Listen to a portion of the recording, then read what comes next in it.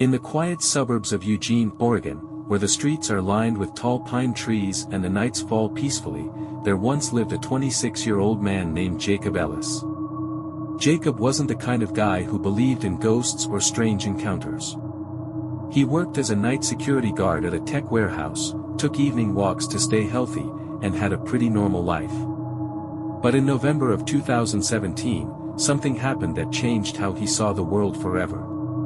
It was a Tuesday night, around 1:30 a.m. Jacob had just finished his shift and decided to walk home instead of calling a rideshare. He did it often. It was a cool night, just cold enough to see your breath, and the sidewalks were lit by those old-fashioned orange street lamps that buzzed faintly overhead. He took his usual route, down Lancaster Avenue, past the shuttered bakery, across the dimly lit park where even the squirrels seemed to sleep. Everything was calm. Until it wasn't. Jacob had made it halfway through the park when he noticed something ahead of him. A man. Standing perfectly still under a flickering street lamp, about 30 feet away. He wasn't doing anything, just standing there. Facing him. Smiling. Now, this wasn't a friendly, "Hey neighbor," kind of smile. This was the kind of grin that stretches too wide and lasts too long. It didn't touch his eyes. It was like someone wearing a mask, only there was no mask. The man was tall, thin, wearing a pale gray suit that didn't quite fit right. It looked a little dusty, maybe even old. He had dark hair combed back neatly. But it was the smile that froze Jacob in place. He stood there for a second, unsure of what to do. But the man didn't move. He didn't blink. He just smiled. Jacob decided not to make a big deal of it. He crossed to the other side of the path and kept walking. But he kept glancing over his shoulder. The man hadn't moved. At least, not yet. A minute later, Jacob heard footsteps behind him. Light ones. Quick. He turned around. The man was walking now. Slowly. Calmly. Still smiling. Jacob didn't panic. Not yet. He just walked faster. Tried to act casual. But he could hear the footsteps behind him getting closer. He reached the end of the park and turned onto his street, a quiet residential lane with long yards and few streetlights. Normally comforting. Not tonight. He looked back. The man was still there, now standing at the edge of the park, just beyond the last lamp. The light hit him just enough to see that his head had tilted to the side. Like a curious dog. Still smiling. Jacob walked faster. His heart was racing now. He didn't want to run, not unless he had to. But something about this man didn't feel right. And then, he heard something. Laughter. Soft. High-pitched.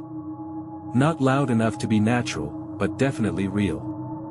It didn't match the man's face, it sounded playful. Almost childish. Jacob picked up the pace. 2 more blocks to his apartment. He turned the corner.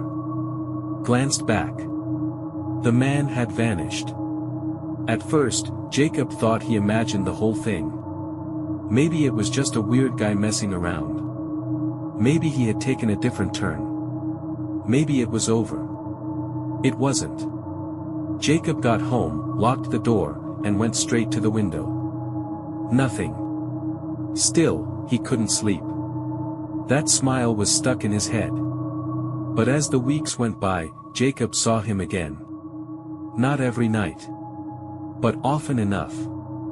Sometimes, the man was on the other side of the street while Jacob walked to work. Sometimes, he'd appear near the gas station, standing behind the ice machine, just barely visible.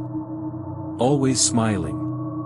One night, Jacob was walking down a different street, trying to change up his routine, when he saw the man again.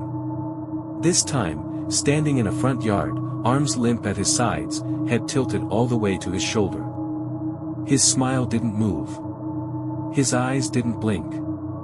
And when Jacob passed, the man turned to face him. Slowly. Too slowly. Like something out of a bad dream. Jacob didn't sleep that night. Or the night after.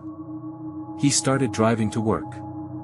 Stopped taking walks. Told his friends about it, but no one believed him. Until one night, months later, he heard a knock on his window. He lived on the second floor. There shouldn't have been a knock. But there was. He peeked through the blinds, and froze. The smiling man was there. Standing on the porch roof. Just, standing. His face inches from the glass. His grin wide, white teeth gleaming in the moonlight. Jacob stumbled back.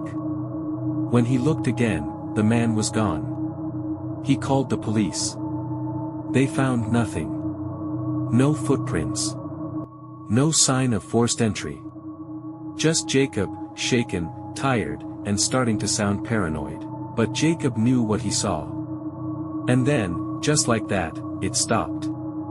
Weeks went by. Then months. No more sightings. No more knocks. No more smiles.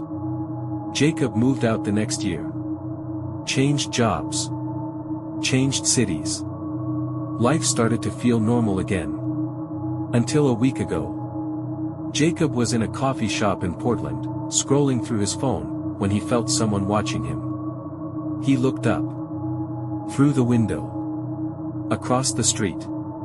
Behind a crowd of people. A man in a gray suit. Smiling. They say the smiling man doesn't chase. He doesn't speak. He doesn't even blink. He just follows. Appears. Smiles.